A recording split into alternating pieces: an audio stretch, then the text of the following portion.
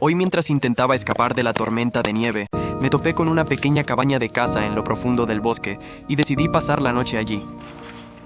Resultó ser más cálida y acogedora de lo que esperaba. Un refugio perfecto contra el frío intenso. Aprovechando la oportunidad, instalé una estufa nueva solo para la cabaña, lo que garantiza el calor durante las gélidas noches que se avecinan. Pero los desafíos no terminan ahí. Otra tarea crucial hoy es comprobar el grosor del hielo del río.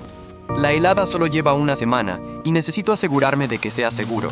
Si las condiciones lo permiten, podría tener la oportunidad de pescar en el hielo el próximo fin de semana. Síganme mientras trabajo para convertir esta cabaña en el refugio invernal perfecto y disfrutar del poder puro de la naturaleza.